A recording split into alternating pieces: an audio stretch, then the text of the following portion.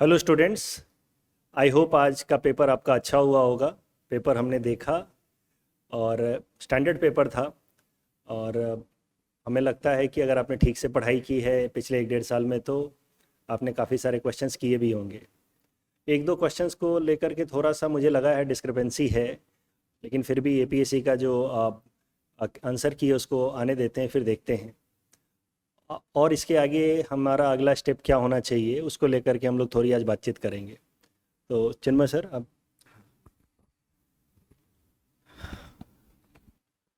মৰমৰ ছাত্ৰ ছাত্ৰীসকল, গতিকে কুৱেশ্যন পেপাৰখন আমি চালোঁ আৰু ক'ব লাগিব যে এখন ষ্টেণ্ডাৰ্ড পেপাৰ আছিলে আৰু আসাম স্পেচিফিক টপিকবিলাকো দেখা গৈছে যে প্ৰায়বিলাক এৰিয়া কভাৰ কৰি সোধা হৈছে। Assam polity, geography, culture, history গোটেইখিনিয়ে ইয়াতে সাঙুৰি লোৱা হৈছে আৰু মই আশা কৰিছোঁ যে আপোনালোকে ভবামতে হয়তো নিশ্চয় উত্তৰ কৰিব পাৰিছে। আজি গৰমো বহুত আছিলে, গতিকে পৰীক্ষা হলত ইমান গৰমত আপোনালোকে এই পেপাৰখন কমপ্লিট কৰাটো এটা এচিভমেণ্ট। গতিকে আজি অলপমান জিৰাই খটাই আজি বেছি ষ্ট্ৰেছ লোৱাৰ প্ৰয়োজন নাই আৰু তাৰপিছতে আমি আগলৈ কেনেকৈ আমি আগবাঢ়িম সেইখিনি আমি ক'ম। আৰু আজি দুয়োটা পৰীক্ষা দিয়াৰ পাছতেই মই ভাবোঁ যে সকলোৱে আশা কৰা মতে তেওঁলোকে এনচাৰ কৰিব পাৰিছে। আগলৈ আমি কেনেকৈ আগবাঢ়িম সেইখিনি আমি আলোচনা কৰিম।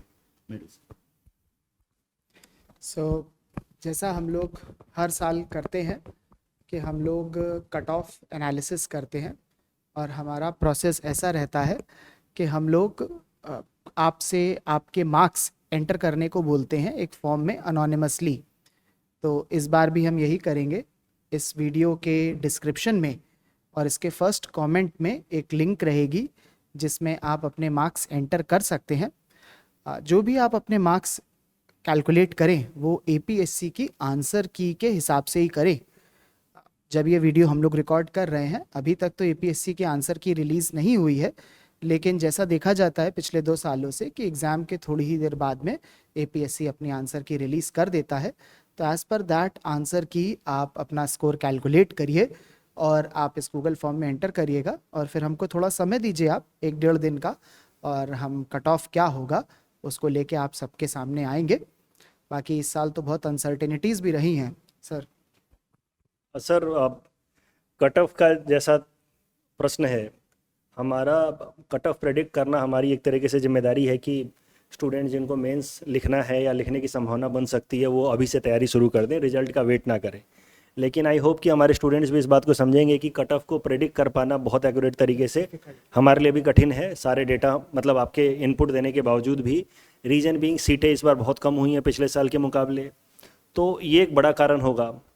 और क्वेश्चंस में भी सर डिस्प्यूट क्वेश्चंस में भी थोड़े डिस्प्यूट हो जाते हैं 2-4 प्रश्नों को लेकर के। 1-2 तो हम ही देख रहे हैं कि उसमें थोड़ा डिस्क्रिपेंसी है जैसा कि मैंने कहा, लेकिन फिर भी हम अपने तरफ से कट ऑफ बस इसी मकसद से प्रेडिक्ट करते हैं ताकि आपके दिमाग में एक आइडिया रहे कि आपका मेंस क्लियर हो रहा है या हो सकता है, और आप मेंस की तैयारी शुरू कर दें बिना रिजल्ट का इंतजार किए।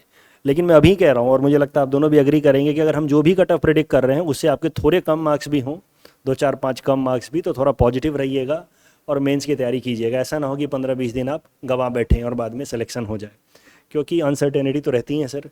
और कुछ तो बहुत अच्छे से पेपर दिया है, यही अपने आप में एक अचीवमेंट है। जैसा सर ने भी बोला कि आज का वेदर ऐसा था कि जिसमें एग्जिस्ट करना 4 घंटे तक आपने मैं तो कहता था बार बार कि इनके टेस्ट सीरीज के टाइम में एसी ऑफ कर दो। सही बात है सर। सो उसमें आपने किया, ये तो बहुत बढ़िया बात है। So our best wishes are with you all the best.